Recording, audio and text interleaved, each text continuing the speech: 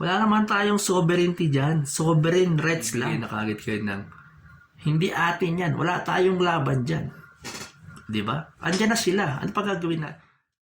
Baka girahin tayo ng China.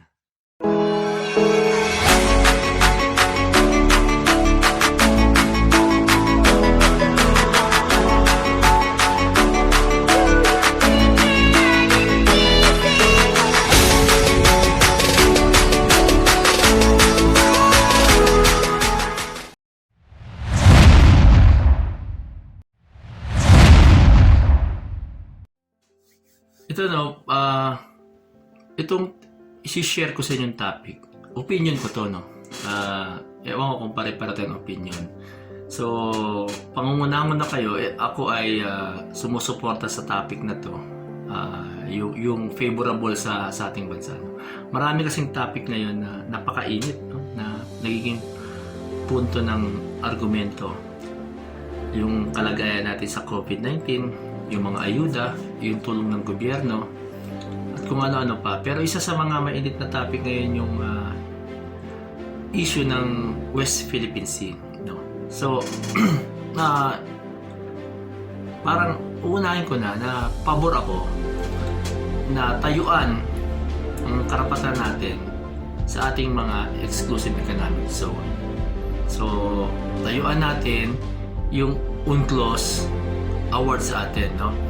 Ngayon, mamaya babanggitin natin yung pinalalabo nilang meaning ng award, okay? Na hindi naman talaga yun ang meaning ng award na sinasabi ng mga sumusuporta, pero dahil nga gusto lang nilang baliin yung katwiran, pinagpapalagay nila na yun ang paniniwala ng mga patriotikong sumusuporta doon sa UNCLOS, no? Sa UNCLOS award.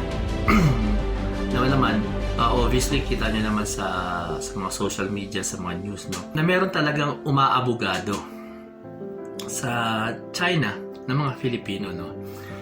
Yung iba, dahil siguro nadala sila sa paliwanag o yung mga argumento ng mga supporter ng China dahil medyo hindi ganun kalawak ang ating kaalaman sa background kung bakit tayo napasuot dyan sa dispute na yan. Yung iba, sumasakay dun sa magaling magpaliwanag, magaling gumamit ng terminologies. Kasi may mga taong gano'n, magaling, alam mo ba, yung flowery words, no? Sumasakay sila doon. Kasi floating yung kanilang desisyon, yung opinion nila floating.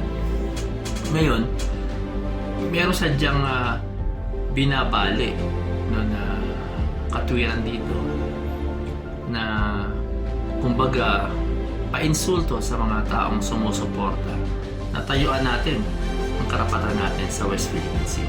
Alam natin na na may kumukontra. Merong alanganing idea doon sa pag-aari natin, yung karapatan natin doon sa area ng disputed part ng West Philippine Sea, no? May gray area kumbaga para sa lahat. Pero hindi nangangahulugan yun para outright sabihin natin sa China yan, di ba? And then dahil lang sa ayaw nating ma-offend, no? Or masaktan yung ego natin dahil tayo talaga namang hindi makabayan, doon tayo nakasuporta sa isang tao. Sasakyan natin, no? Kung ano-anong topic isisingit natin. So, para malinaw, okay, uumpisa natin yung opinion ko sa kung ano yung alam na natin, ano yung hindi pa natin alam, ano pa yung dapat natin malaman sa issue ng West Philippine Sea. So, doon tayo sa basic, no? Doon tayo sa basic muna na yung alam na ng lahat. Kasi hindi natin pwedeng palalimin yung kwentuhan natin. Dahil darating ang time, sobrang lalim niyan. Tayo mismo hindi tayo magkakaintindihan. Hindi natin ito gagawing malakorting debate. Dahil pare-pareho naman tayo siguro, maliban siguro sa iba sa inyo na nakikinig, na hindi naman tayo miyembro ng legal community. Tayo ordinaryong tao na at least may critical thinking tayo. Kaya natin magbuo ng opinion natin base sa masusing pagbabasa, pag-unawa. Siguro naman may comprehension ability tayo. Unless wala kang comprehension ability, yun nga, palutang-lutang yung utak mo. Kung kani-kanino mo ina-anchor yung katwiran mo. Kung para lang hindi ka madamay doon sa mali na inakala mo mga mali, doon ka sa mas marami. So doon ka sa mas maingay, mas malakas magsalita, pero hindi mo iniisip yung ano tawag dyan? Yung talagang logical, di ba? Okay. Una, pag pinag-uusapan yung West Philippine Sea, ang una papasok sa atin, yung mga isla. O ganun yung mga isla na nasa gitna ng dagat. Okay. Sumunod, ang papasok sa isip natin, may kalaban tayo dyan, in China. Yan ang mga bagay na alam na natin. No? Kung paano tayo napasok sa dispute laban sa China, dahil yan doon sa teritoryong, agawan ng teritoryo. Ngayon, unahin natin, ano ba ang teritoryo ng Pilipinas ayon sa konstitusyon natin? Diba? Ano ba yung sinasabi ng konstitusyon natin? Alin ang tinuturing ng konstitusyon na teritoryo ng Pilipinas? Yung konstitusyon, ito yung saligang batas, ito yung batas ng mga batas, no? Ang ibig sabihin, lahat ng gagawin na batas kailangan sumasang-ayon, hindi pa kontra sa saligang batas. Kaya nga saligan. Okay? Doon ang lahat ng basihan. So, lahat ng gagawin ng mga mambabatas na batas kailangan naaayon sa idea na inilalabas ng Constitution. Okay. Ayon sa Constitution, ang ating teritoryo ay binubuo nung mismong archipelago. Okay. Ano ba yung archipelago? Ito yung mga grupo, tumpok ng mga isla. Okay. Ito yung mga grupo ng isla, no? Na tinuturing nating Philippine Archipelago. So, paano natin pinangalan ng Philippine Archipelago yun? Di ba? Paano natin natawag? Kasi, yung isla sa buong norte, sa dulong-dulo ng norte, hindi mo pwedeng umabante ka rin natatamaan mo yung Taiwan, siyempre. Kasi, historically, hindi atin yun. So, sa unahan ng Babuyan Island, may maliliit na isla na walang ibang umaangkin dyan, walang ibang may sovereignty dyan. Mula nung unang panahon pa, na hindi pa tayo uso, Pilipino na nagmamay-ari, kilala na ng buong mundo o ng mga karatig bayan natin, karatig bansa, na hindi yun kanila. Alam nila na hindi yun kanila, kundi sa atin. Alam natin naman na atin, kaya meron tayong sovereignty ron, ginugobyernohan natin yan, no? Sukatin mo man, pasok pa rin sa atin. So, yun ang mula doon hanggang sa dulong south, no, na kinikilala natin na ating mga isla, mula sa west hanggang sa east, lahat ng mga isla dyan na historically atin talaga, by possession, by sovereignty, by jurisdiction, atin talaga.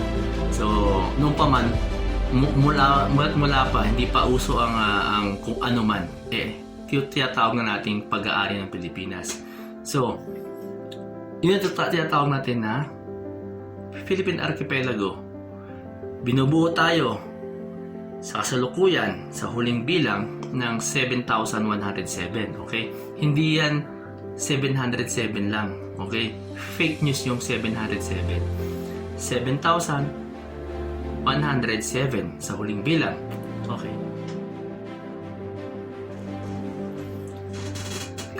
Ano pa yung binubuo ng ating teritoryo? Ito yung mga tubig na nakapalibot sa bawat isla. Yung isla dapat kasama sa archipelago. Meaning to say, yung tubig sa pagitan ng Bohol at Cebu, teritoryo ng Pilipinas yun. Bakit? Yung Cebu at Bohol Pilipinas. Okay. Yung mga tubig na nagdudugtong sa kanila, Ngayon, ano pa ang atin?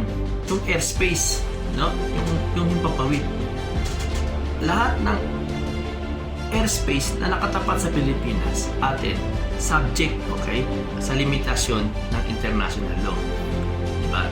May certain height, may certain altitude na hanggang doon lang ang airspace ng Pilipinas. Kasi kung dire-diretso nga naman at natapat sa atin yung buwan, baka angkinin natin yung buwan. Diba? So, hindi yan dire-diretso. Okay, may limit. Pagdating sa dagat, ano pa yung atin doon? Yung mismong dagat, no? Na nasa loob ng ating teritoryo, lahat ng tubig, internal water, yung sea, atin yun, no? Sabi ng internal water, kasama na yung mga open lakes, yung mga ilog, di ba? Ngayon, yung mismong tubig atin, yung laman ng tubig atin, yung pinapatungan ng tubig, yung seabed atin, yung subsoil sa ilalim nun atin, yung maritime area, submarine area atin pa rin. Gaano kalalim? Hanggang sa maaabot ng ating mahuhukay para makakuha ng minerals atin yun. So lahat ng nasa ilalim atin yun. Hukayin natin yung mineral, kunin natin lahat, no? Ano pa? Yung mga teritoryo kung saan tayo nag-exercise ng sovereignty or jurisdiction. Maaring wala siya sa original na archipelago, pero nag-gobyerno tayo. Meron tayong absolute power, no? Para i-govern, i-develop, abusuhin, no? Gamitin ang lahat ng resources doon sa teritoryo na yun. Magpatupad ng ating mga batas na ayon sa Constitution. So, yun ang isa rin sa mga tinuturing nating teritoryo. Okay? Sa ngayon, hindi ako makapagbigay ng sample labas sa archipelago ng Pilipinas na meron pa ibang teritoryo. Siguro yung hindi ako sure yung Pag-asa Island, kasi meron dong barangay na nakakabit yan sa Palawan, no? Meron mga tao doon, may mga Filipino doon, may gobyerno na tayo doon, andun ang ating mga military, may barangay chairman doon, may mga civilian. So, ibig ko sabihin, siguro, kasi yung Pag-asa Island, andun yan sa Spratly area, no? So, kumbaga sa gitna. Siguro yung matuturing natin yun na teritoryo natin dahil nag-exercise ng full authority. Kumbaga, walang pwedeng manghimasok doon. Walang pwedeng makialam sa airspace. Walang pwedeng makialam sa submarine area, sa mga resources doon. Kundi, tayo lang. Pwede natin ipatupad ang lahat ng klase ng batas natin doon sa lugar na yon. So, may full authority tayo. Sa mga tuwid, yan yung basic na sinasabi ng Article 1 na teritoryo ng Pilipinas. Gaano kalayo? Pagani sa dagat, ang sukatan. So, yung traditional kasi, may sukat na 3 nautical miles. Pero hindi natin sinusunod, hindi natin ina-apply sa atin. Kasi nga, sa south, mahigit sa 50 or more, siguro, nautical mile o kilometers mula sa south part ng Davao. So, hindi applicable sa atin. Sa north, sa Cagayan Valley, sa Ilocos Norte, 240 ang ganong kilometro. So, parang hindi applicable sa atin 3 nautical miles lang. Ngayon, dahil nga yun ang lumang sukatan, no, ng distansya. Kumbaga yung pinakasakop mo mula sa baseline natin, sakop mo sa dagat, yung extension mo ng teritoryo pagdating sa dagat. Hindi pantay-pantay. Kasi kung 3 nautical miles lang, yung pagitan ng Palawan at ng Sulu. Napakalawak na dagat niyan, no? Yung pinaka dulo ng Palawan papuntang southwest, no? Yung pinaka dulo, and then dulo rin ng Sulu, Tawi-Tawi, straight line yun. Atin yung napapaloob pag mula doon ka sa line na yun going east, atin yun. So napakalaking dagat na, bawat pumasok kasi meaning to say, kung susundin mo yung 3 nautical miles, magkakaroon ng upa yun eh. Diba? Hindi ganun ang sukatan sa atin, no? Hindi mo pwedeng i-edge around sa edges ng bawat curve at bawat mga anong tawag dyan, ridges or curve na, yung mga ganun, yung mga gilid-gilid, no? Susukatan mo ng 3 nautical miles. Hindi ganun eh. Sa paniniwala ko, hindi ganun. So, dumating ngayon itong si UNCLOS. Naging signatory tayo ng UNCLOS. Okay. Bago yan. Ano ba yung naaayon sa Constitution natin na patungkol sa ating national patrimony, di ba? Sabi sa Ligang Batas na dapat proteksyonan ng Estado yung maritime resources natin, no? Yung ating karagatan, yung archipelagic waters natin. So yung mga tubig-tubig in between islands, no? Yun yung dapat proteksyonan. At kasama dito yung exclusive economic zone, di ba? Na binabanggit na proteksyonan dapat ng Estado at ireserba, no? Ireserba ang paggamit nito para sa mga Pilipino, exclusive for the enjoyment of Filipinos, no? So yun yung malinaw na kautusan ng Saligang Batas. So meaning exclusive eh. Labas lahat dito para lang sa Pilipino. So alin doon ang exclusive? Yung maritime resources, yung archipelagic waters, at yung EEZ. Yun yung tinutukoy na exclusive sa atin na dapat proteksyonan ng Estado. Kung hindi mo po proteksyonan yan, papabayaan mo, nagkakasala ka ba, lumalabag ka ba sa Constitution? Oo, syempre. Ngayon, pag ako ba pinabayaan ko yung teritoryo natin, ako ba magkakasala sa Constitution? Siguro kung obligasyon kong protektahan yun.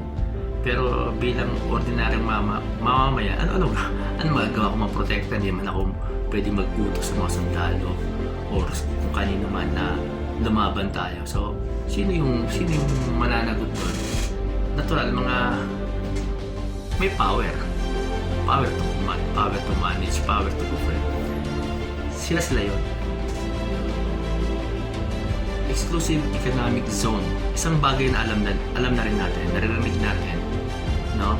Ito ay may haba, may lapad na 200 nautical miles. Sino nagbigay niyan? Yung UNCLOS. Okay? Ito ay ang pagkakaroon natin ng 200 nautical miles na exclusive economic zone ay under rin sa UNCLOS. Okay. Sumunod, yung extended continental shelf. Sino nagbigay niyan? Saan na napapalob yan? Sa mga provision ng Constitution ng UNCLOS. So, maring hindi nyo narinig yung extended continental shelf, no?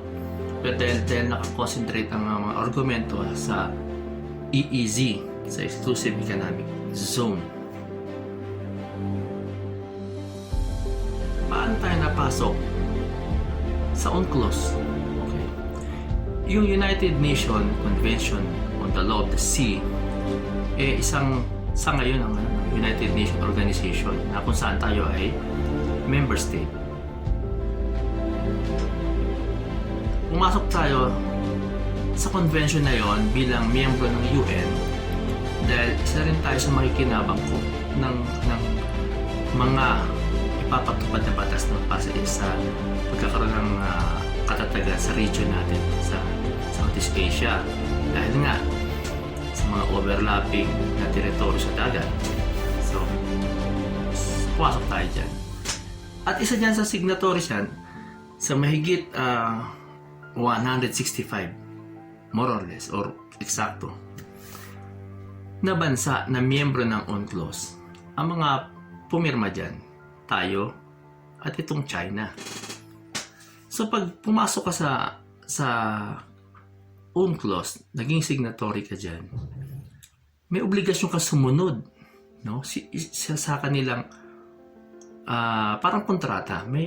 Kung ano naman ang kontrata, obligado kang sumunod, no? Hindi ka naman siguro pipirma kung may nakikita kang labag para sa iyo, di ba? So, pininiwalaan natin yan ng mga miyembro. Kaya nakipirma tayo, nakisang-ayon tayo, na-codified yung constitution ng UNCLOS, yung mga batas patungkol sa dagat, no? Sa mga batas sa dagat. Ano ang implikasyon nun? Pag pumirma ka doon at nagkaroon ng dispute, nagkaroon ng complaint, nag-deliberate ng kino-complain, umattend ka man ng deliberation, i-ignore mo man bilang member state at bilang signatory ka doon. Kung ano man ang maging decision doon, binding sa'yo. Kung halimbawa, during deliberation, ikaw naman ay umalis, no? Kumalas ka sa organization, binding pa rin sa'yo. So, kung medyo nalalabo kayo, may internet, i-research nyo. So, karamihan dyan, nasa English, pero hindi naman ganun kalalim na English para hindi mo maintindihan. Sunod yung issue sa Scarborough o yung Panatag Shoal, no? Siguro yung iba hindi aware ng mga panahon na yon kung ano nangyari doon sa Scarborough. Yung Scarborough, tambayan ng mangingisda yun na galing sa Zambales, no? Kumbaga kasi malapit sa Zambales yun At mga unang panahon siguro na hindi pa kayo tao, yung ibang batang nakikinig, no?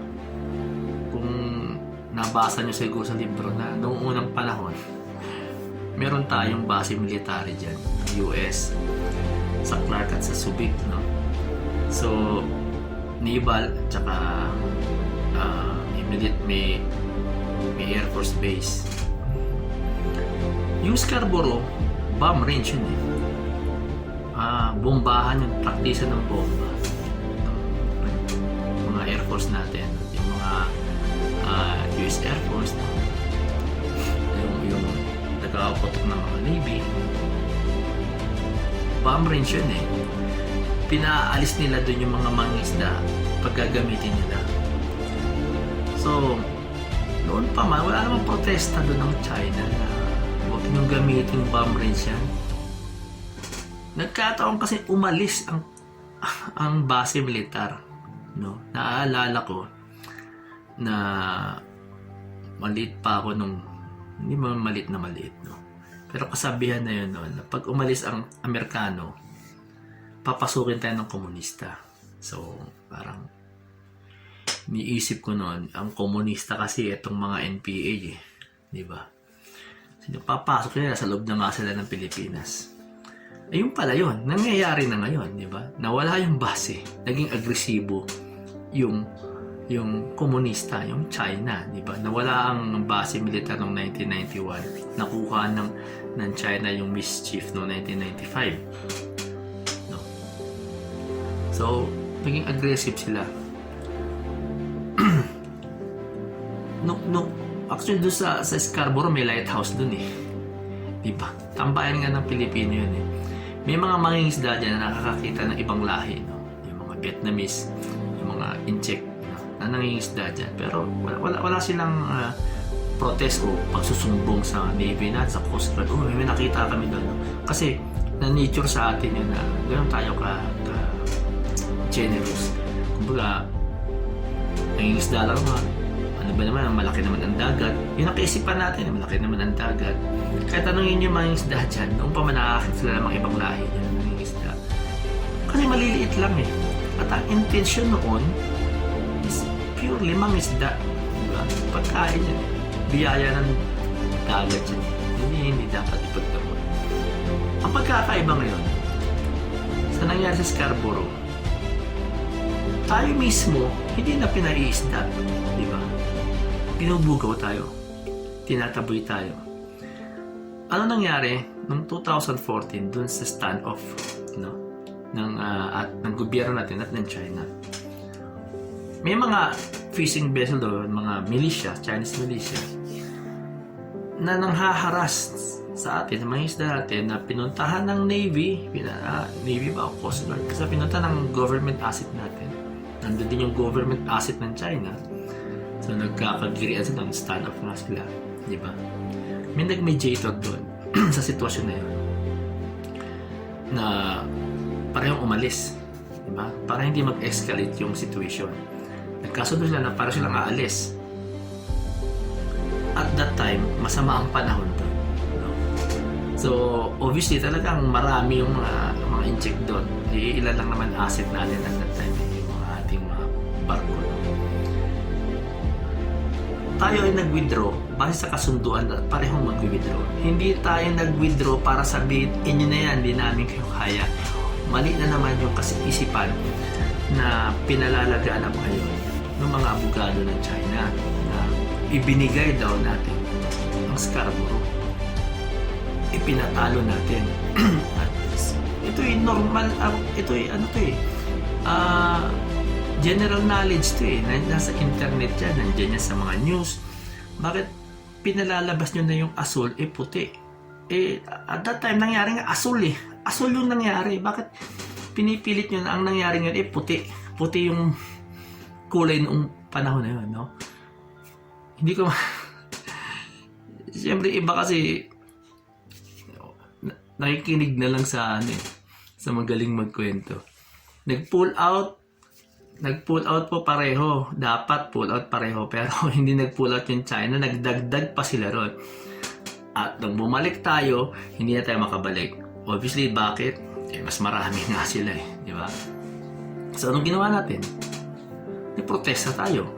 Yun ang pinakamatalinong dapat natin gawin. Magprotesta kasi hindi naman tayo pwede makipaggera.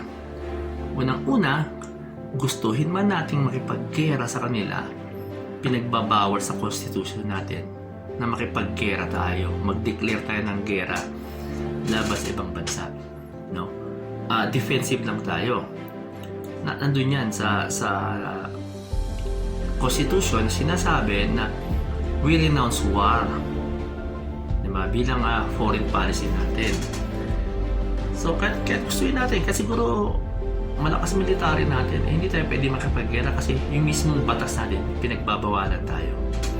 Ngayon, yung katotohanan doon, at hindi na tayo pwede makipaggera kahit walang nagbabawal sa atin kasi wala nga tayong credible defense force sa Pilipinas at that time. At kahit naman ngayon. No? So yun ang totoo sa Scarborough. Walang nagbigay niya, walang nagbenta. Unang-una, hindi mo ibibenta yan. No? Kahit ikaw presidente ng Pilipinas, hindi mo pwede ibenta yan. Kasi kailangan sinasang-oyunan ng treaty yan, no? Yung pamimigay ng teritoryo, sinasang-oyunan ng buong Pilipinas, no? Represented or by referendum, di ba? Pwedeng gumawa sila ng treaty o tayo magbotohan tayo, bibigay ba natin o hindi. So hindi pwedeng gawin isang tao, di ba? Mula noon hanggang sa kasalukuyan, may naniniwala pa rin na i-backdoor daw yan ni Senator Trillanes, ibinenta, di ba? Tapos yung iba naman, pag kinontra mo, talagang paninindigan, hindi, binenta yan. Hindi ko, parang mahirap paniwalaan, di ba? At talagang hindi mahirap paniwala pala. Talagang hindi ka panipaniwala na isang senador, ibibenta niya. Gagamit siya ng backdoor channel, makipag-usap, ibibenta. Para kang ano nun no? Para kang naniniwala na tatsulok yung circle. Di ba? Wala sa katotohanan. Hindi mangyayari yun. At hindi nangyari. Hindi, in fairness lang yun sa mga kay Senator Trillanes. Parang pinalulutang palagi na binackdoor daw. Yun ang sakit. Sunod, yung mischief rip, no? Yun nga, nakuha yan ng 90s, no? Nakuha sa Pilipinas ng China. By way of, ganun pa rin. Pwersahan, di ba? Wala kasi tayong credible defense force na itatag. So, ang pagkakawala ng credible defense force, sino ba may kasalanan yan? Hindi lang isang presidente, yung mga nagdaang presidente. Di ba? Siguro lahat ng presidenteng nagdaan nangarap na magkaroon tayo ng matikas na Armed Forces of the Philippines. Moderno, di ba? Kaya nga mayroong mga modernization na program na ginawa, pinondohan. Yung iba hindi natapos na lang yung nag-expire na lang, hindi na pondohan, di ba? Marami, alam naman natin nasa news yun naman niya kahit nung di pa uso internet. So, sa panahon ni Presidente Marcos, nakita nyo naman, siguro hindi naman myth, no? Hindi naman isang kwentong barbero na naging tiger tayo naman dahil sa ating dahil moderno ang ating sandatang lakas no mga time na yun, no? So, kaso hindi naman natin na-maintain, nag-deteriorate, no? Yung ating mga F8, ating mga F5, no? Kasi nangahulog sa kalumaan, hindi na ma-maintain, no? Kasi nga, maaaring mga natin ang pondo pa-maintain kasi luma, naubos, may mga bumili ng mga bagong aeroplano ng Air Force pero pan-training, di ba? Pang-counter-insurgency lang. Hindi naman tayo bumili ng mga bagong barko, di ba? So yung mga barko natin, mga aid na sa atin yan, no? So kailan ba nagsimula yung pag-procure natin ng mga at matuturing na rin na malakihang procurement, no, ng ating military? Itong recent administration, yung itong bago nung pumasok na ang 2000, parang gano'n. Although may pinoprocure tayo before, no? Yung MG520, 90s pa yan. So, natandaan ko, nasa college ako nang tinetest yan. So, unti-unti nagpo-procure tayo. So, masasabi natin, no, ngayon 2021, medyo mas matatag, mas moderno, mas medyo may tikas yung ating armed forces kumpara sa mga nakaraan. Kasi nga, yung mga pinoprocure, di ba, nagdadatingan na ngayon. Ngayon pa, hindi pa rin natin masasabi na credible, no? Pero at least medyo matikas ngayon. Ngayon pa ba na nag-i-improve ang ating sandatang lakas? Ngayon pa ba tayo magsasabi na naduduwag tayo sa China? Ang medyo doon, yung taong hindi dapat magsalita dahil ang kanyang statement ay nagiging policy, siya pa yung nagsasabing wala tayong laban, although siguro totoo, pero hindi na dapat siya ang magsalita nun. Iparealize na lang sa atin ng ibang public official yun, no? Yun defeatist yun, di ba? binibisto mo kung ano meron ka.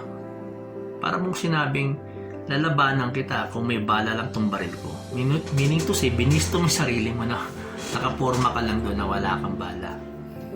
Diba? Eh, syempre, yung kalaban mo, alam na alam niya sa sarili niya na may bala siya. So, ang ibig ko sabihin, yung mga bagay na ganyan, dapat, diba? Logic ka lang. Hindi naman kailangan maging matalino ka para maintindihan mo na hindi mo dapat sinasabi yun. Kaya sa normal na away, di ba?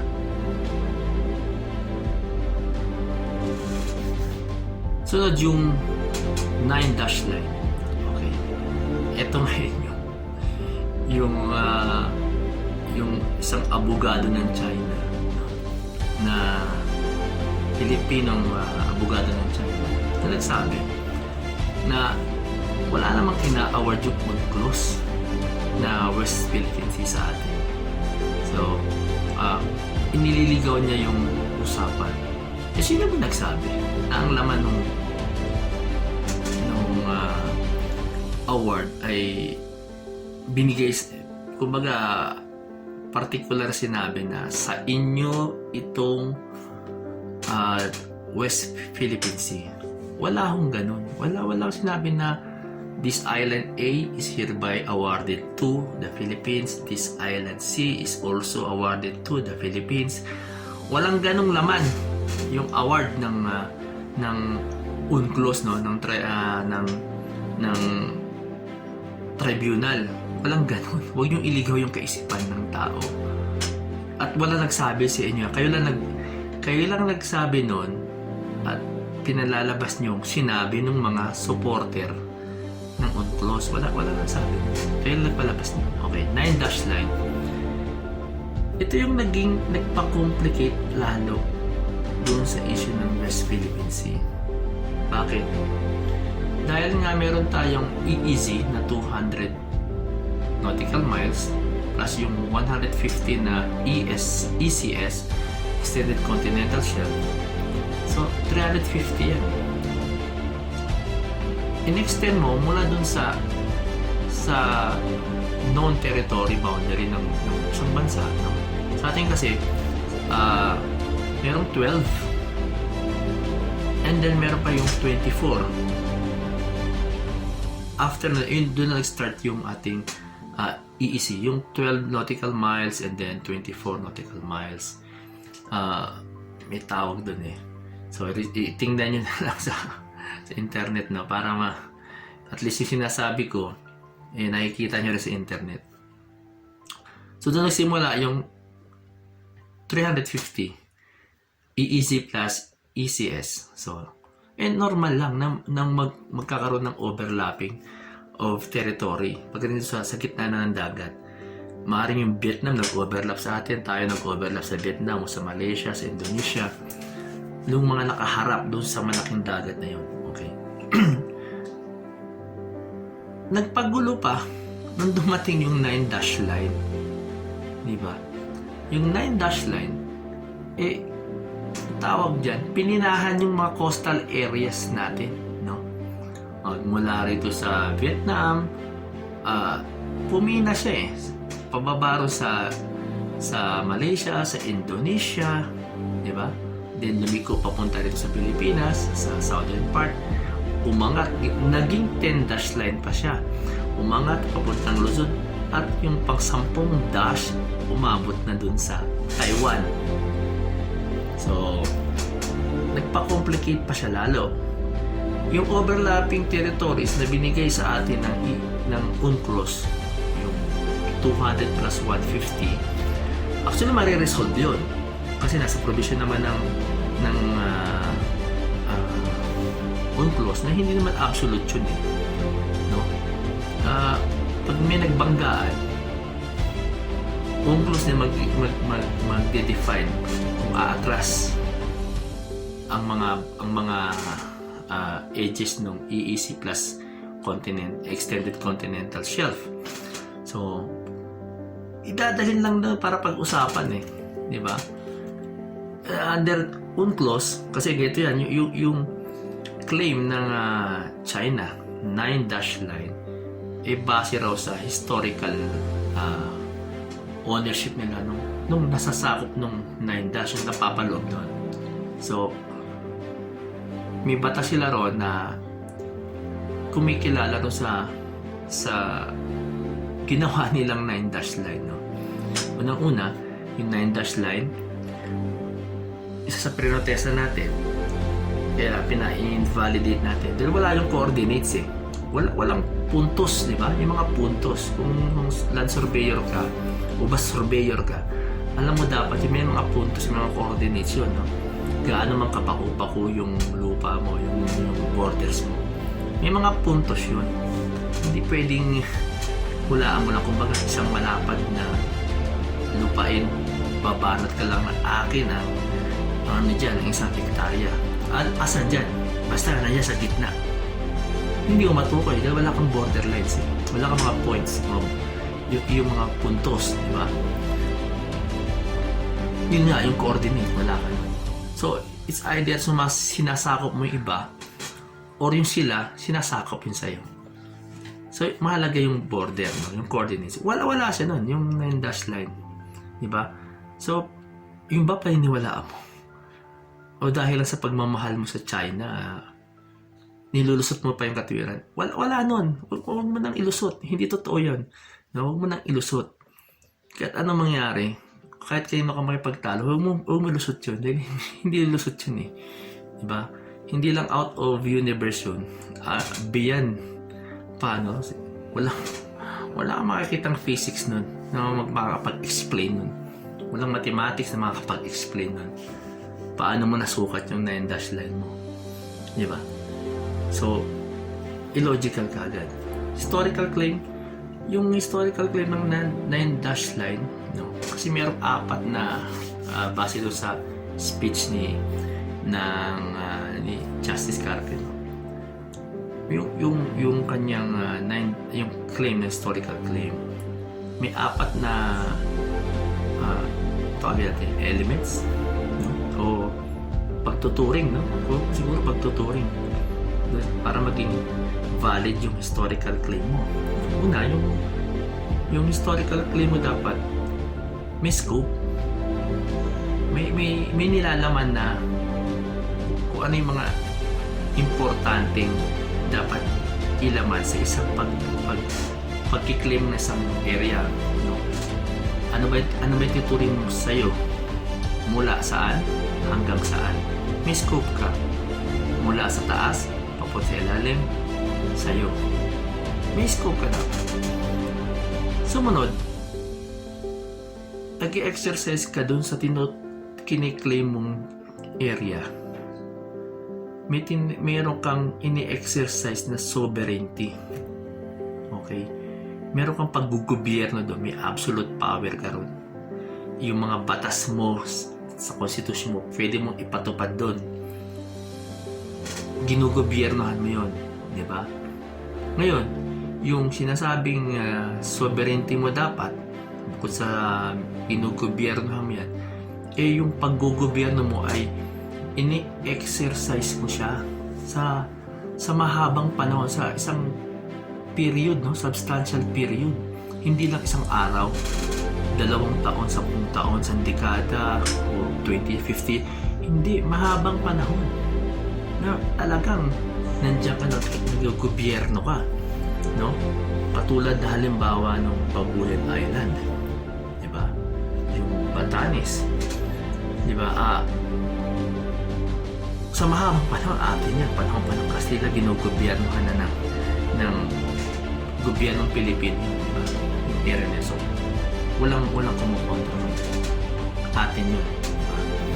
Ngayon, yun nga, yung paggugobyerno ba dapat doon sa kiniklaim mong historical territory, dapat ginugobyernohan mo ng mahabang panahon. Pang-4, dapat sa paggugobyerno mo, nire-recognize siya ng kapitbahay mong mga bansa. No?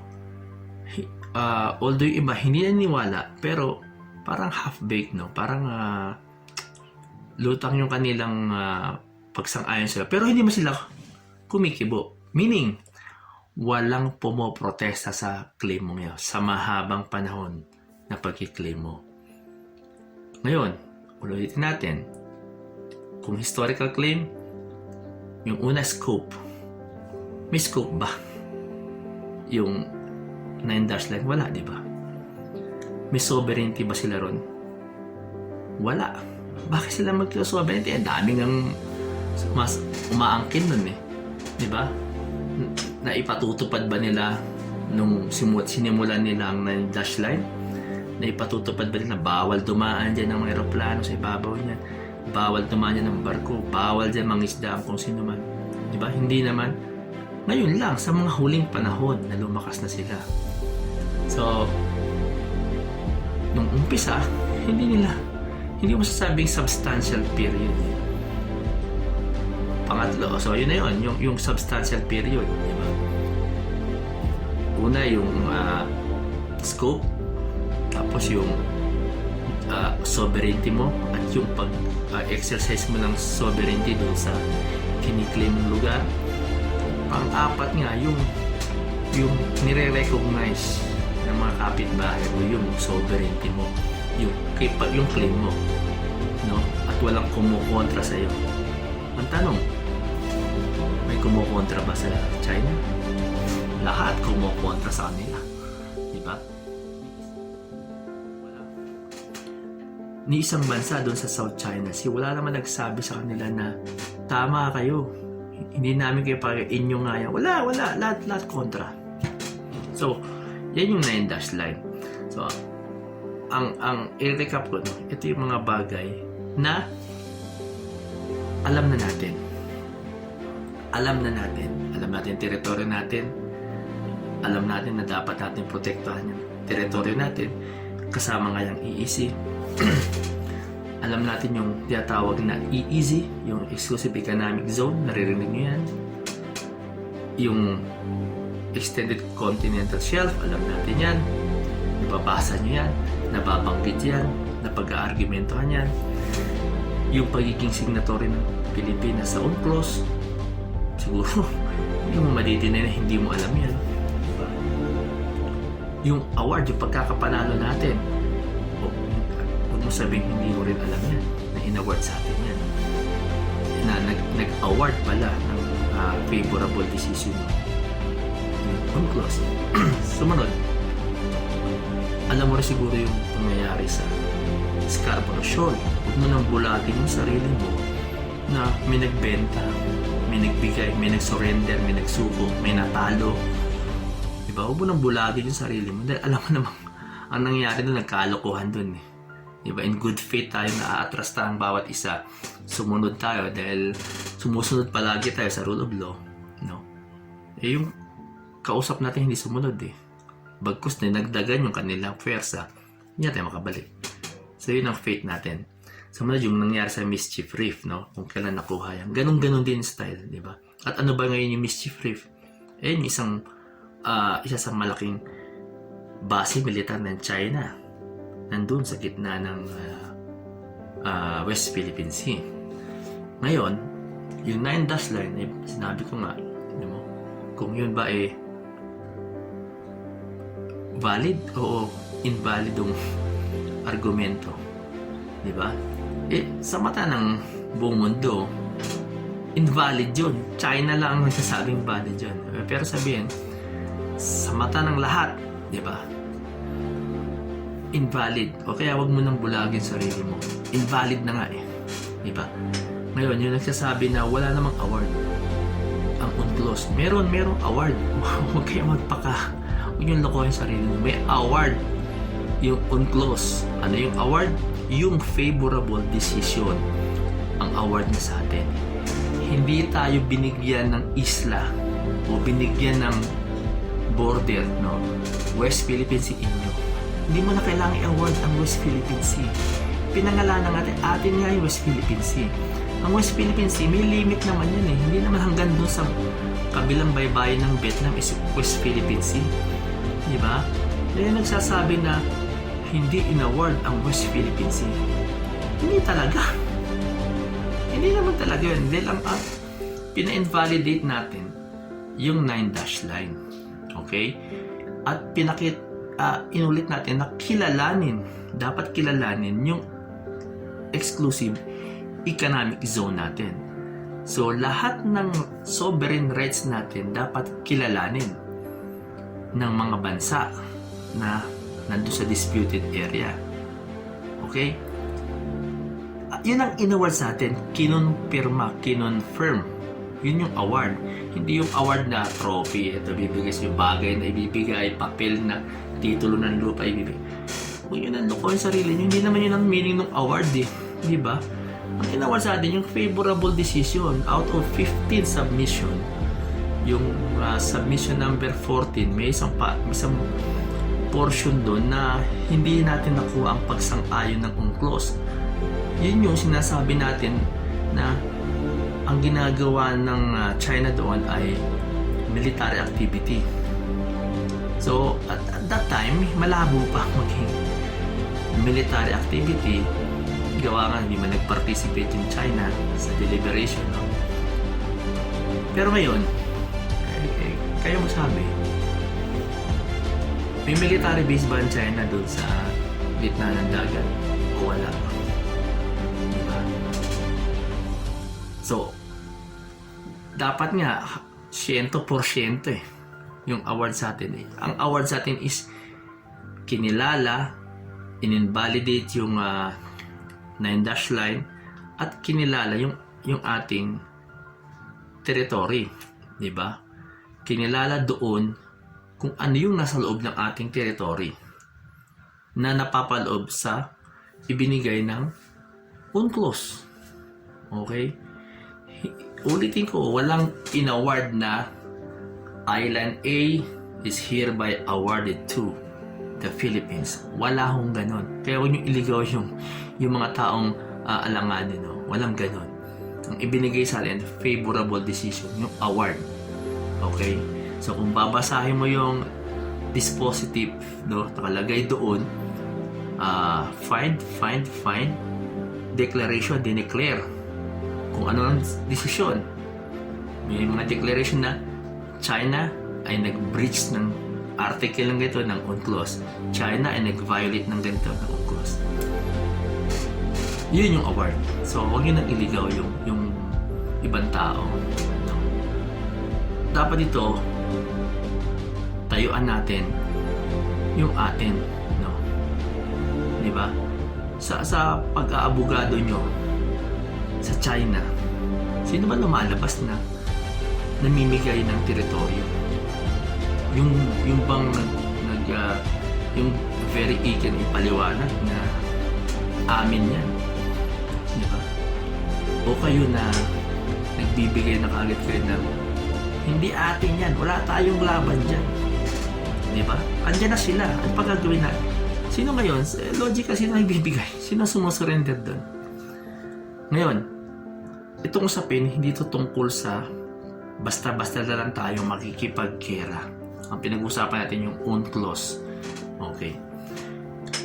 Ngayon, meron tayong UNCLOS, pinanghahawakan na UNCLOS, ang kailangan lang natin i-impose, no? I-enforce UNCLOS. Kasi wala namang police power yung UNCLOS eh. Wala naman silang sariling police. Wala silang sariling military na kung sino yung nag-violate, pupuntahan nila, kakastiguhin nila, disiplinahin nila. Wala namang ganon. So, ang nandito, dapat maging totoo tayo, maging good faith. Kung ano yung decision ng convention, sumunod tayo. Kung hindi ka susunod, magiging rogue country ka. No? Yung tingin sa'yo ng international community, iba, maaaring isa sa mga sanction na maaari mong kaharapin. Although wala namang sanction na binibigay doon na inuutos na i-sanction, no? Pero sa patuloy mong pag-violate ng international law, yung member state, iba na tingin sa'yo. At sa pagkakaroon ng kakaibang pagtingin sa'yo, no, ng international community, may mga implication yun, syempre. No? Ngayon, sa gaya ng sa atin, sa pabor sa atin, anong meron doon? Meron tayong pinanghahawakan para itaboy sila. Palagi, itaboy sila. Sa ngayon siguro, wala tayong credible defense force. Who knows? Di ba? In the near future, meron tayo, magkakaroon tayo. Maaaring hindi kasing lakas nga, pero credible, sapat na. Di ba? Huwag niyo isipin agad na yung mga tumatayo, naninindigan para sa teritoryo natin, naghahanap ng gera. Walang ganun. Pero kung darating ang panahon, ano magagawin mo? Sa ayot sa gusto mo, kung gigirahin ka nila, alam ka naman, maghintay ka ng tamaan ka ng bala, di ba? Gusto mo ba yun? So yung kanina, yung pinag-usapan natin, yung mga bagay na alam na natin, sabihin, alam na ng karamihan. So, general knowledge, maaaring may iilan na hindi nakakaalam dun sa yung pinagkwentuhan natin, yung binanggit ko. So ngayon, ano naman yung bagay na hindi pa natin alam na siyempre pag pinagkwentuhan natin, yun yung mga bagay na dapat mong malaman, no? So hindi naman natin palalawakin to dahil yung iba kasi mapupunta dun sa usapin ng gera na naman. O paano kung ginira tayo? Sino patulong natin? Kaya ba natin? Hindi naman tayo pupunta sa ganong kwentuhan kasi ibang topic natin pag-usapan yan, no? Ibang topic natin pag-usapan kung sakaling magkaroon ng gera sa pagitan ng Pilipinas at China. Kasi maraming klase ng gera. Hindi man lahat ng gera barilan lang, di ba? Ngayon, ano yung bagay na hindi pa natin alam na dapat nating malaman? Actually, nabanggit na kanina. Yung award nga, ulitin ko yung award, no? Ang in-award sa Pilipinas ng UNCLOS noong July 2016 ay yung favorable decision, kino-confirm, pumanig sa atin base dun sa mga reklamo natin. Diba yun ang award? Sabihin, in-awardan ka. Ano ba, sino ba yung mga ina-awardan?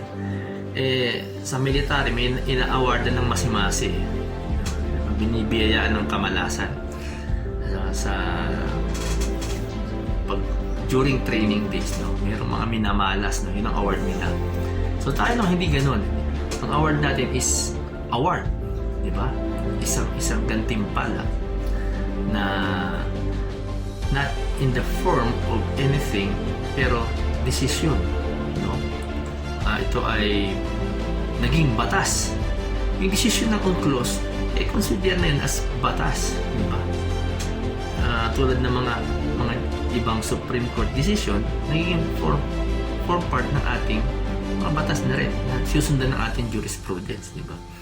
So yung award, ang in-award sa atin yung pagkumpirma na hindi nga totoo o hindi valid yung historical claim through 9-dash line nitong mga incheck, di ba? Yun. In-award din sa atin ang katotohanan, kinonperma sa atin na itong mga area na pinuntahan at sinakop ng China ay pasok sa ating exclusive economic zone. So, kung critical thinker ka, no, kung may yung ability mo, di ba?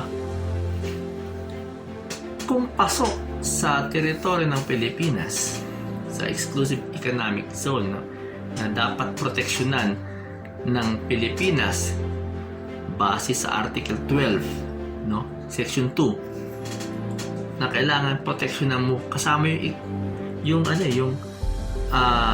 exclusive economic zone, no? So ayun yung mga bagay na dapat mong proteksyonan. So sinabi nga, pasok ito sa inyong economic zone, exclusive economic zone. So kung pasok ang Scarborough Shoal sa EEZ, dapat ba siyang proteksyonan ng Estado? Dapat.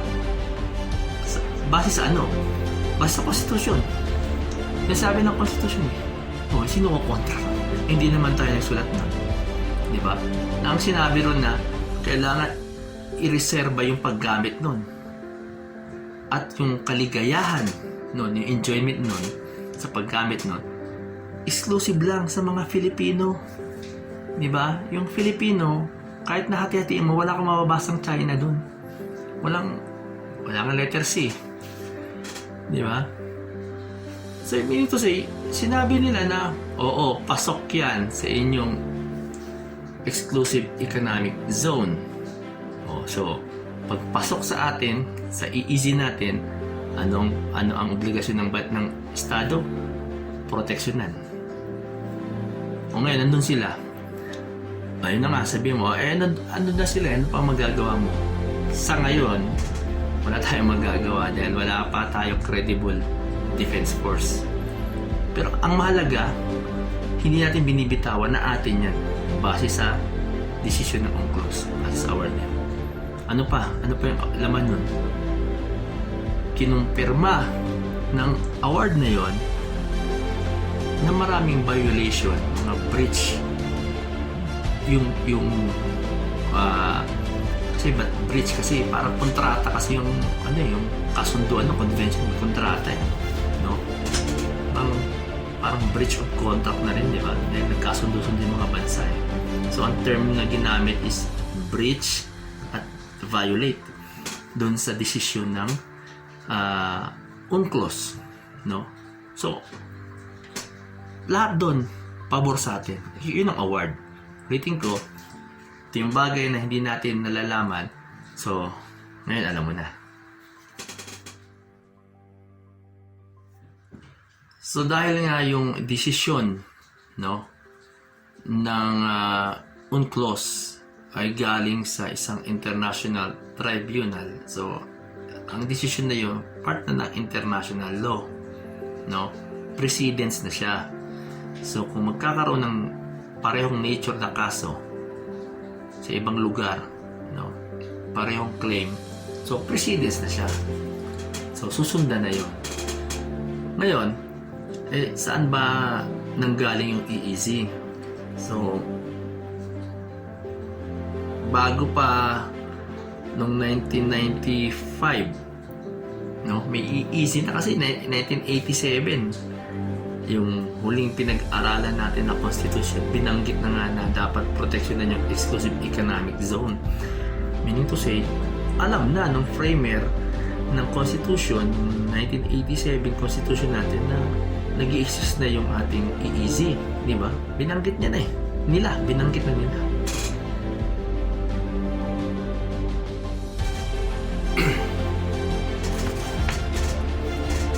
So, bukod dun sa ating teritoryo, sa traditional na teritoryo natin, na nabanggit dun sa Constitution, yung Article 1 natin, meron pa tayong EEZ, diba?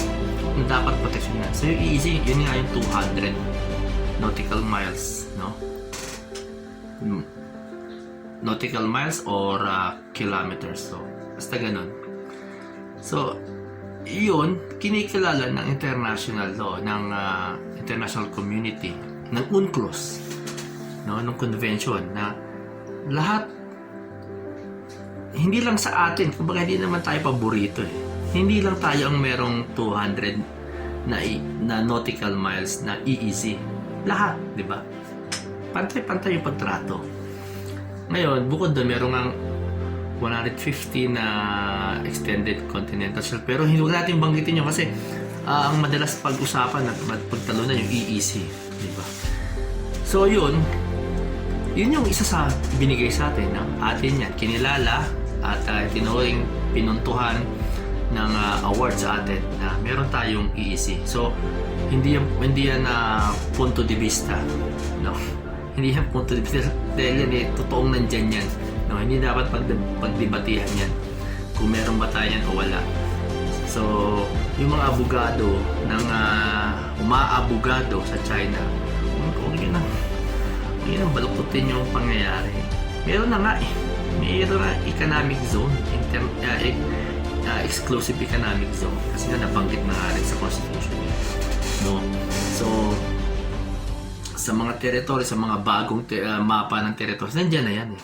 Huwag nyo sabihin na wala, no? Kasi yung nililigawan nyo yung tao. So meron na nga, meron.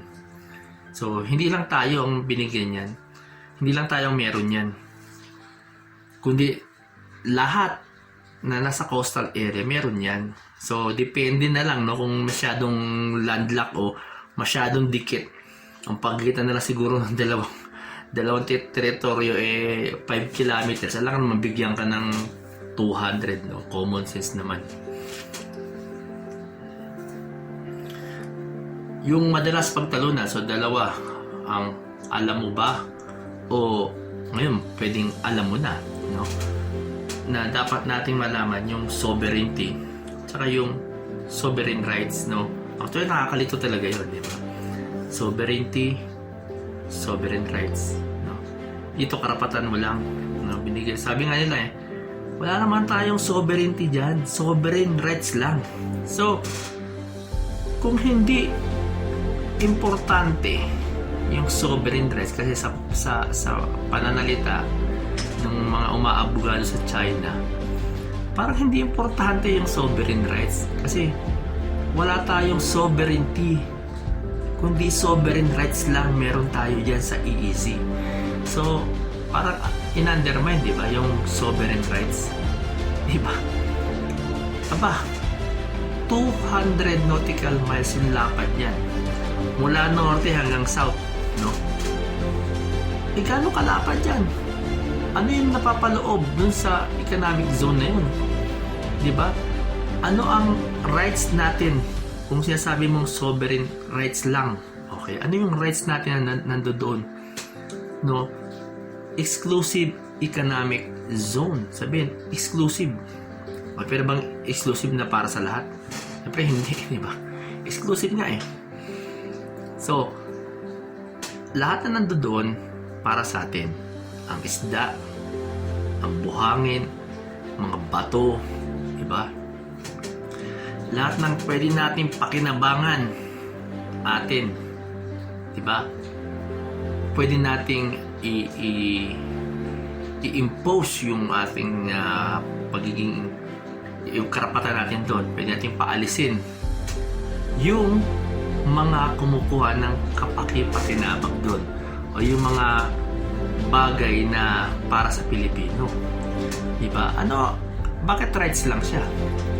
Kasi hindi nga natin sovereign yun eh. Hindi sovereignty yung pwedeng exercise doon eh. So yung sovereignty, exclusive power, yung power mo talaga, absolute power mo na gobyernohan, ipatupad mo doon yung constitution mo, yung mga batas mo, di ba? Walang mag-object sa'yo kasi sovereignty ang pinatutupad mo, absolute power mo, no? Pagdating doon, meron kang bagay na hindi mo pwedeng ipatupad o pwedeng i-exercise. Yun nga yung hindi mo pwedeng pagbawalan yung mga dumadaan na barko kasi may freedom of navigation. Yung umiibabaw na eroplano, hindi mo pwedeng pagbawalan. Kasi nga, hindi naman absolute yun eh. May karapatan ka lang dun sa certain bagay, no? Sa mga particular na bagay at activity na pwede mong gawin. Diba? Yun nga, yung linangin sa iyo lahat ng minerals na pwede mong makuha doon. Sa iyo lahat ng pwede mong i-develop yung lugar na yun. Diba? Pero hindi mo pwedeng pagbawalan, hidadaan lang. Ang pwede may pagbawal doon, yung mangunguha rin ng resources doon. Kasi nga, exclusive sa iyo yung mga resources doon. Diba? Maaring kulang pa yung explanation, no? Pero basically yun lang yung sovereign rights mo doon, tsaka yung sovereignty, di ba? Kasi pinagugulo nung iba yung argumento na sabihin wala tayong sovereignty doon, sovereign rights lang, tapos na.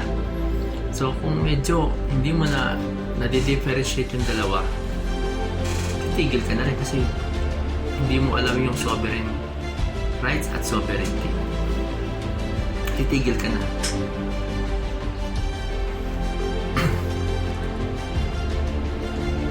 So yun nga, yung resources, yung mga resources sa loob ng EEC, nabanggit natin, atin. Ano ba? Ang bahura ba? Resources. Ang reef ba? Resources. Ang mga batong umusli doon, resources. Yung mga lumulutang, lumilitaw kapag low tide, o yung nananatiling lubog kapag low tide man o high tide, atin ba yun? Kung may tuturing mong resources yun o pakinabang sa'yo yun, diba? Isla, atin yun, nasa loob natin eh. Pwede tayo magbutas doon at maghukay tayo ng mina doon. Atin yun eh. In fact, nilagyan nga natin ng lighthouse yung Scarborough eh. Nilagyan nga natin ng pamayanan yung Pag-asa eh. Nilagyan natin ng airbase yung ating Pag-asa. Nilagyan rin ng mga military yung ibang reef doon, no? Nagsadsad tayo ng barko sa Ayungin. So, contested area yun. Being contested, so wala namang gumigera sa atin doon maliban itong masyadong arrogante na China. Ano? Late lang naman. Di ba? O huwag na nating huwag nating i-deny na hindi naman sila ganun dati ka-arrogante nung panahon ni Marcos eh. Di ba? Hindi rin sila ganun ka-arrogante nung may mga base militar ang Amerika sa Pilipinas.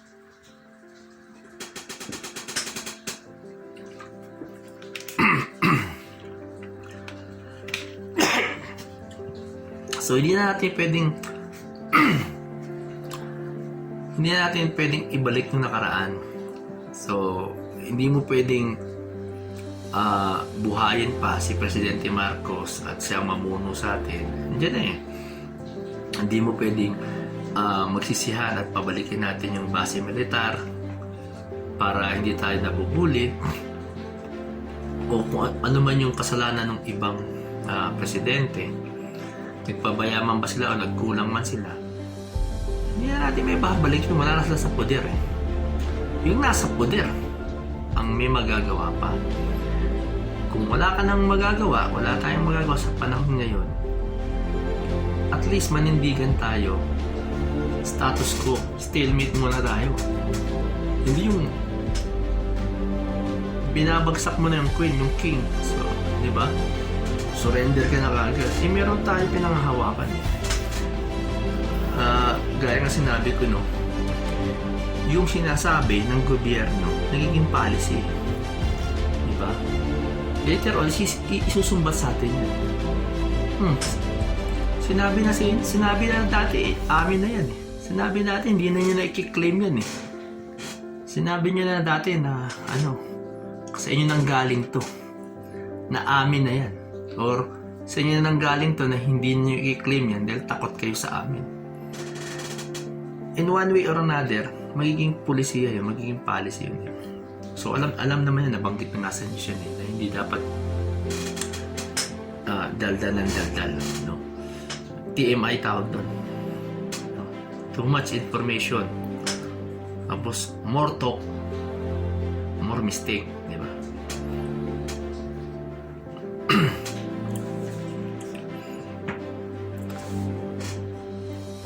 Ano yung bagay na hindi pa natin alam na ngayon pwede na nating malaman? Ito yung opinion ko, no? Tungkol sa pagirahin tayo ng China. Unang-una, meron tayong treaty between US at sa atin, yung Mutual Defense Treaty. Yan ay hindi usapang barkadahan. Yan ay hindi usapang over the dining table. Treaty yan. malinaw doon yung mga nilalaman ng treaty. Ang kulang lang sa atin faith, di ba? Ang sasabihin, sigurado ba tayo? Okay. For the sake of argument, halimbawa, hindi nga tayo sigurado. Di ba? Natutulungan nga tayo ng Amerika. Hindi naman tayo mangungunang-una sa gera dahil nga bawal tayo makipaggera, yung maging aggressor, bawal nga sa konstitusyon natin. Ngayon, kung tayo ang gigirahin, wala naman tayong choice kung hindi dumepensa sa abot ng ating makakaya. Yun lang pwede nating gawin, no? Habang nilulusob tayo, hindi tayo pwedeng magsisihan na ikaw kasi maka-China ka, ikaw kasi masyado kang madaldal, na na-provoke mo yung China. Pag nilusob ka, hindi ganun ang mentality mo dapat. Diba?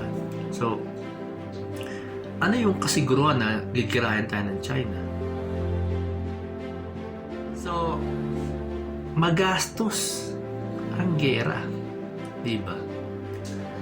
Masalimot ang gera. Dahil all of a sudden, nakakakita ang mga negosyanteng bansa na ang negosyo ay pakikipaggera ng opportunity na makilabo-labo doon. Diba? Na nakakita ng opportunity na maki-join sa gera. Yung China, sa opinion ko, hindi niya magtitake risk na girahin tayo agad-agad. Dahil unang-una, alam ng China ano ang repercussion ng pagiging aggressor nila sa Pilipinas. Okay? Alam nila yun na hindi tayo nag-iisa. Diba? So, hindi nila sila magtitake ng risk noon, no? Girahin tayo. Unang-una, meron silang economic ambition na maging most powerful country sila economically, no? Babagsak sila sa pagkipaggera sa atin dahil gera nga yan diba?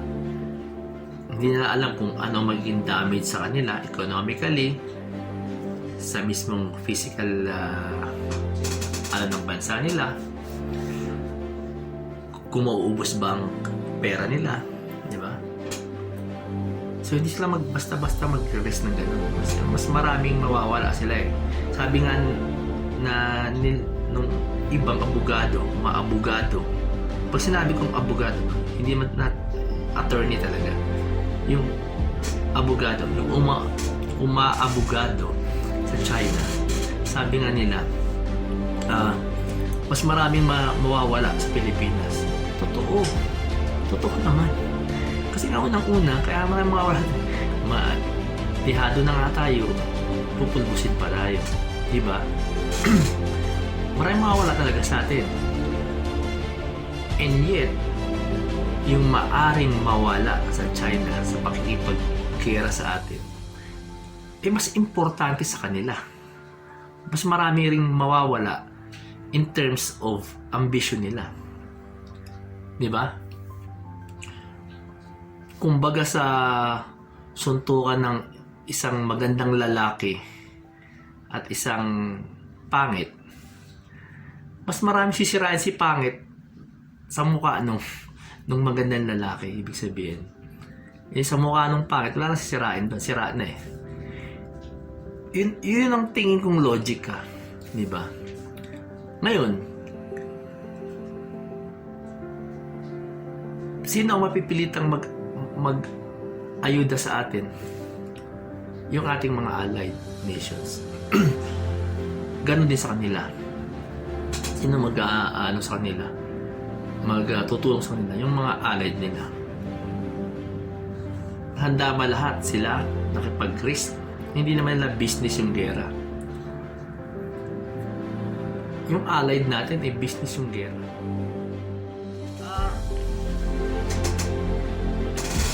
Sa ngayon, alam mo na yung stand ko. Alam niyo na yung stand ko sa issue ng West Philippine Sea. ang pinaka ipupunto na lang doon, anong pakinabang ng award kung ayaw nga umalis. Kung ayaw nga umalis ng China, paano mo pepersahin? Hindi natin pepersahin, diba? Gustuin man natin, hindi natin sila basta-basta maipipers dahil pinagbabawalan natin ng konstitusyon. Ang mahalaga, pinupush natin ang ating award, no? Yung UNCLOS. Pininindigan natin at ginagamit natin laban sa patuloy nilang intrusion. So, pag pumunta ka ron at sinabi mong umalis kayo dito, amin to, sa anong basehan? Eto, sa award. Di ba? Ngayon, hindi nga sila basta bibira sa atin dahil meron tayong MDT, yung Mutual Defense Force. Malinaw naman yun, hindi masikreto yun, malinaw sa lahat ng bansa yun kung ano ang pwedeng mag-trigger ng activation ng maging operational yung MDT, no? Malinaw sa lahat ng bansa, hindi sinisikreto yan na pag binira nyo ang Pilipinas na hindi sila aggressor, binira nyo sila o ang mga barkong nakaresto sa kanila, mag-activate yun. Hindi ano yun eh. Ngayon, yung side ng political nyo, kung ipupush ba ng mga leader natin na mag-convince sila to activate the Mutual Defense Treaty or not, nasa kanila nila. Pero, meaning to say, hindi sinasabi mo na sabihin natin mo ayaw umalis. Huwag silang umalis. Basta i-push pa rin natin na atin yan. Every time na may lalapit dyan, papaalisin ng Navy natin, ng Coast Guard natin. At yung sinasabi na pag daw lumapit ang Navy, nami-militarize yung area. Kaya may Coast Guard tayo, may BFAR na nang lumanap. Sila nagpapaalis. Kasi yung BFAR natin, ang pinoproteksyon niya yung fisheries and resources eh.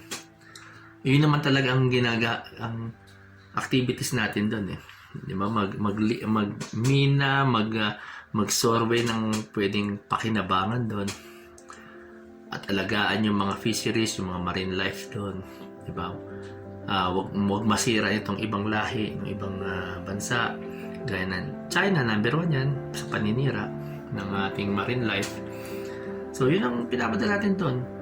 Pinupush lang natin sila na at least meron tayong pinanghahawakan. Kung sinabing pinaalis mo ko based on what? Yun na.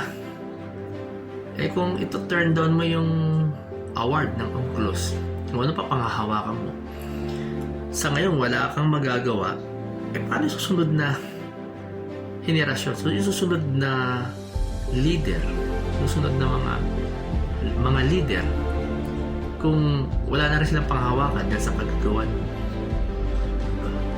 yun ang point ko. So opinion ko yun. Gusto ko kung may comment ka, no? Comment mo sa baba, diba? Maaaring nagkakamali ako sa ibang points, no? Pero hindi ako magkakamali sa pag-uunawa ko dun sa pagkakaunawa ko dun sa dispute, diba? Yun eh. Ngayon, hindi kita tawagin umaabogado ka sa China kung meron ka bang ibang paraan para ma-push natin at maprotektahan natin yung ating teritoryo maliban kasasabihin mo kanila na yan kasi malakas sila, pinahihina mo yung loob natin. Sa sunod na video, discuss natin yung ano pwedeng gawin kung gigirahin ka. Again, yung critical thinking, yung imagination lang natin pagaganahin natin. Pero ngayon, share ko sa inyo yung dispositive nung UNCLOS award. So, pwede nyo i-post yung video para mabasa nyo at ilalagyan ko rin ng link sa baba. Okay? Thank you sa medyo mahabang video sa panonood. Sana kaisa kita sa pagdepensa ng ating teritoryo, sa ating paninindigan natin, no?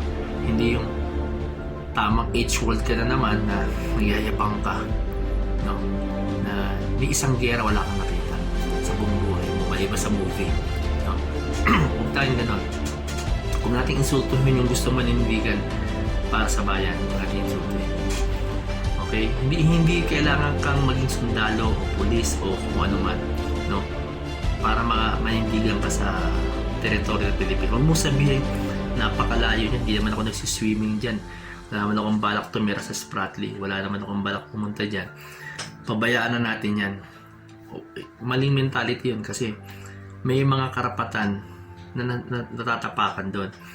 Yung mga nakikinabang doon, natatapakan. Hindi porket artista ka, hindi ka naman doon kumukuha ng pera, no? Or hindi porket ikaw doktor, ikaw inhinyero, sa ibang paraan mo kinukuha yung resources mo, yung kinakain mo, yung sweldo mo, wala ka ng pakialam doon. Mamaling kaisipan yun, no? So, may mga kababayan tayo na doon ay kinabang. Hindi mo nang pwede sabihin, napakalawak ng karagatan para may paglabang ka pa ron. So, ibig mo sabihin, yung mangingisda ng Zambales o ng Palawan, pupunta pa sa kabila ng Leyte, no? Sa Pacific Ocean para lang makaiwas sa gulo. Logical ba yun? So, yun lang ang ko, yun lang ang point ko. Manindigan tayo, huwag tayo mag-isip ng gera. Mag-isip tayo ng paraan, i-open natin yung idea natin na ano pa ba ang pwedeng gawin natin kung sa pag-iisip na baka girahin tayo. Marami. Yung pagiging kritiko, hindi pakikipag-away. Minsan may sinasabi tayo nakakapag-open ng isipan, ng idea, nakakakuha ng suggestion yung mga decision makers natin.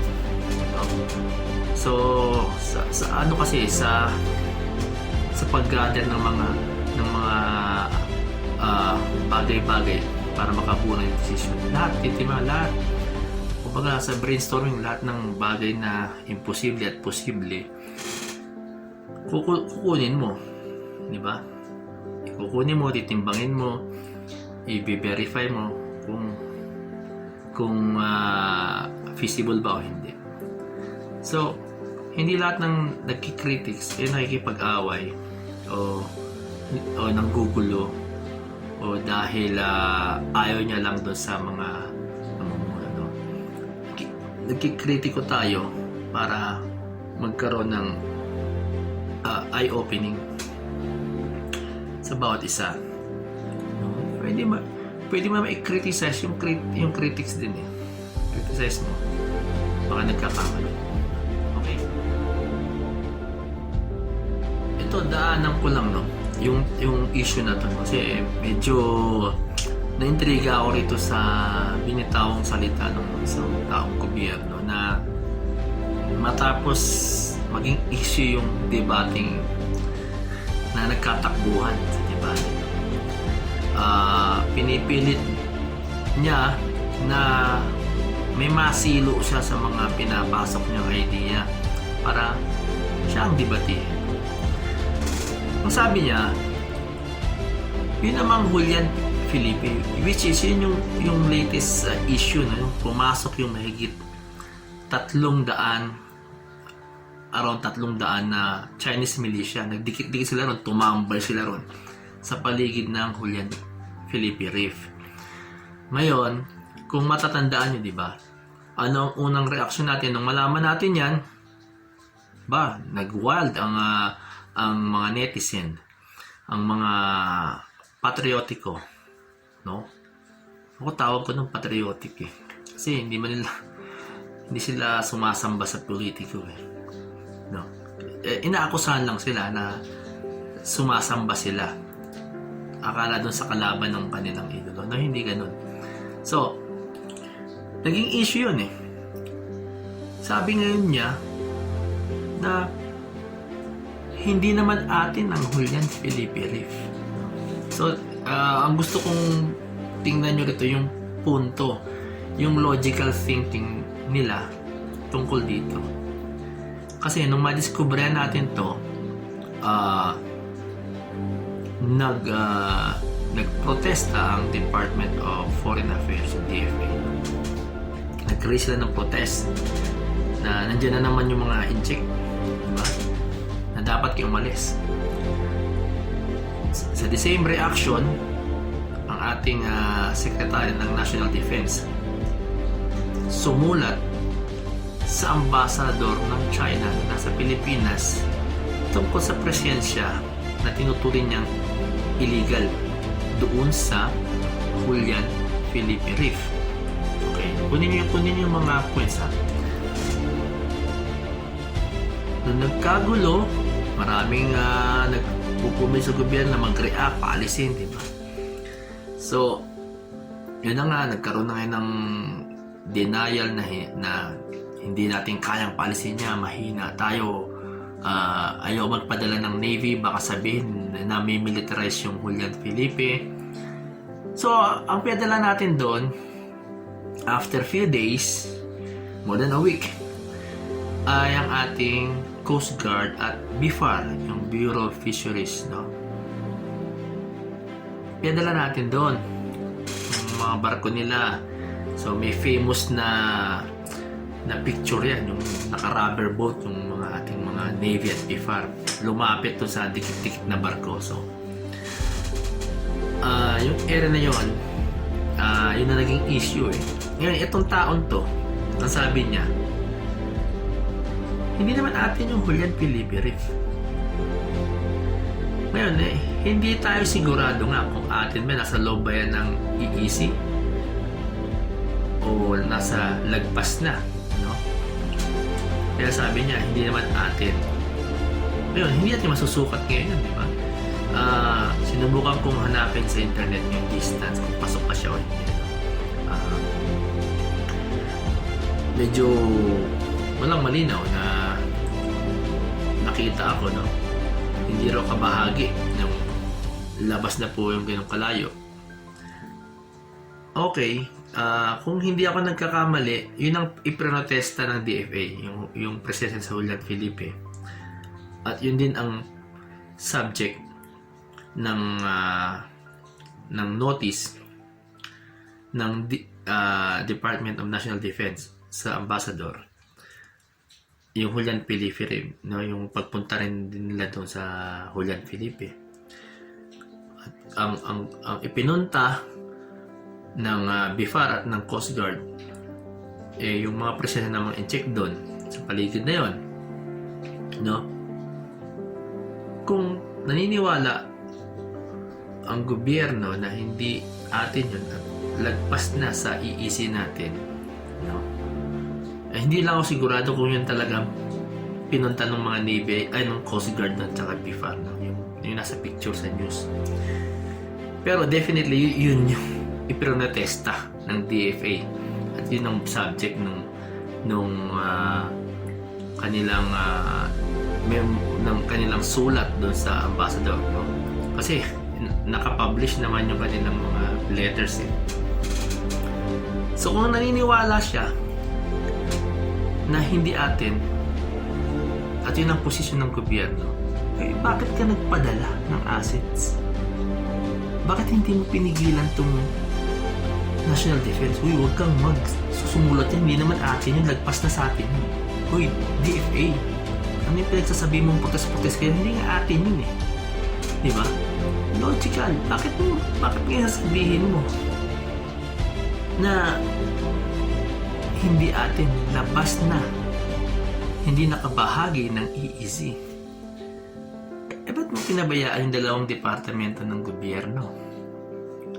So sa akin, ang pananaw ko doon, gusto mong manilo, no, ng makakadebate. Kaso sa tingin ko, tapos na eh yung debatehan. Tapos na yun. Talo na nga eh. Diba? Defeated by default.